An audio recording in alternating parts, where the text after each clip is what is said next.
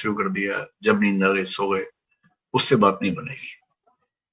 एक proper schedule बहुत जरूरी है। वो शेड्यूल कैसा भी हो, आप सुबह 4 बजे उठने वाला शेड्यूल बनाएं या 4 बजे सोने वाला बनाएं, इससे दिक्कत नहीं। लेकिन जो भी शेड्यूल हो वो एक तय हो, निर्धारित हो, जिस पर आप चलते हो। शेड्यूल ऐसा बनाइए कि पढ़ाई का उसमें कम से कम 6-7 घंटे, और अगर आप 6 महीने से पढ़ रहे हैं, केवल पढ़ाई करते हैं, कोई नौकरी वगैरह नहीं करते हैं, तो कोशिश करनी चाहिए कि लगभग 10 से 12 घंटे पढ़ाई आपकी हो। अगर आप 12 घंटे रोज पढ़ते हैं तो भी महीने की एवरेज आपकी 9.5-10 घंटे आएगी, क्योंकि महीने में 3-4-5 दिन ऐसे निकलेंगे जब आप नहीं पढ़ पाएंगे। कभी स्ट्रेस हो गया, कभी परिवार का कोई काम आ गया, कभी अपना कोई काम आ गया, जाना पड़ गया कहीं, कुछ ना कुछ होता ही रहेगा।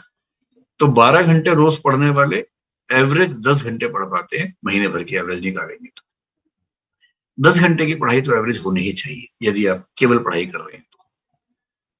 अब इस 10 घंटे को डिवाइड कैसे करना है, क्योंकि संकट ये भी तो है ना कि जो आज पढ़ा कल भूल जाएंगे, कल तो याद रहेगा नहीं वो सारा। जो अनावश्यक चीजें हैं उसमें टाइम एकदम वेस्ट नहीं करना है। जैसे अगर आप अखबार पढ़ने में 3 घंटे लगा रहे हैं तो आप टाइम वेस्ट कर रहे हैं। इतना टाइम है नहीं आपके पास कि आप 3 घंटे अखबार पढ़ें, वो भी हिंदी वाले अखबार जिसमें कंटेंट उतना रिच नहीं है कि आपको बहुत फायदा मिलेगा।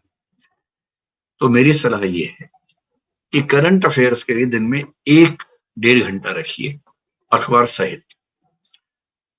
अखबार पढ़ने का शौक है तो पढ़ना चाहिए, लेकिन इस भाव से मत पढ़िए कि इससे आईएएस बन जाएंगे।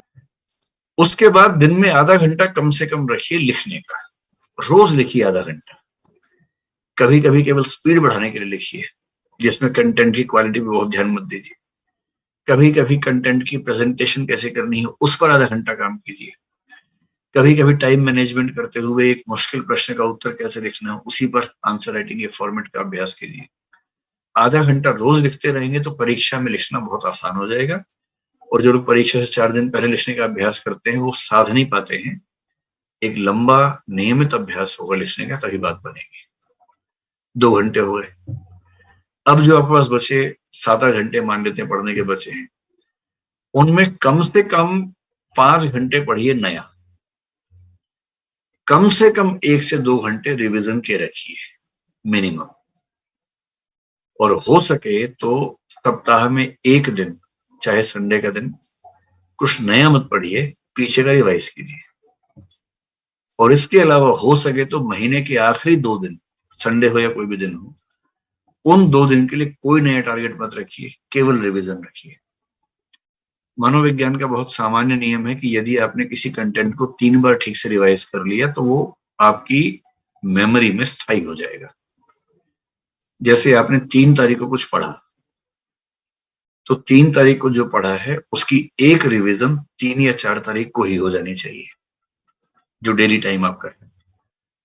उसकी अगली रिवीजन उस सप्ताह के अंत में हो जानी चाहिए, संडे के दिन कर लीजिए, तो वो आपकी एक वीकली रिवीजन हो गई। उसकी तीसरी रिवीजन महीने के आखिरी दिन में हो जानी चाहिए। जहां आपने किसी कंटेंट को उस दिन, उस सप्ताह के अंत में और महीने के अंत में 3 बार रिवाइज कर लिया ठीक से, तो फिर वो आपकी स्मृति में लगभग स्थायी हो जाता है। इतना स्थायी है कि एग्जाम से पहले उसको जैसे देखेंगे आपको याद आ जाएगा। उतना ही चाहिए परीक्षा के लिए। तो टाइम मैनेजमेंट का एक मोटा मोटा खाका मैंने आपको बता दिया। एक तो शेड्यूल बनाइए, एनुअल, मंथली, डेली, कि पूरे साल का टारगेट ये है। साल के टारगेट को महीने में बांट के देखेंगे तो जनवरी में ये, फरवरी में ये, मार्च में ये, मोटा मोटा क्लासिफिकेशन कर लीजिए। फिर महीने का टारगेट ध्यान में रखते हुए डेली टारगेट बना लीजिए कि आज मुझे इतना पढ़ लेना है। और फिर जो शेड्यूल बनाएंगे उसमें मैंने आपसे पहले ही कहा कि शेड्यूल मानवीय बनाइएगा, बहुत मुश्किल मत बनाइए कि जो पूरा करना संभव ना हो। वरना क्या होगा, 2 दिन आप शेड्यूल पे चलेंगे फिर हाफ के बैठ जाएंगे, उसका फायदा नहीं है। उतना ही रखिए जितना सामान्य रूप से संभव है। और मनुष्य बने रहने का सारा रास्ता निकालिए, हंसी मजाक, मनोरंजन, दोस्तों से बातचीत, खेलकूद, सैर, इस सब का समय जरूर रखिए, वरना शेड्यूल चल नहीं पाएगा। तो पूरी बात का सार, 24 घंटे में से केवल 10 से 12 घंटे पढ़ाई को देने हैं, बाकी 10 से 12 घंटे या 12-14 घंटे बाकी चीजों के लिए। जो 12 घंटे पढ़ाई के लिए हैं या 10 घंटे पढ़ाई के लिए हैं, उनमें से 1.5 घंटा करंट अफेयर्स, अखबार सहित, आधा घंटा कम से कम लिखने का अभ्यास प्रतिदिन। ये 2 घंटे हो गए।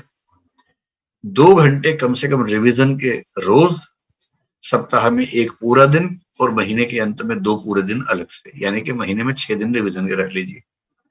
बाकी 24 दिनों में रोज 5 से 6 या 7 घंटे नया पढ़िए।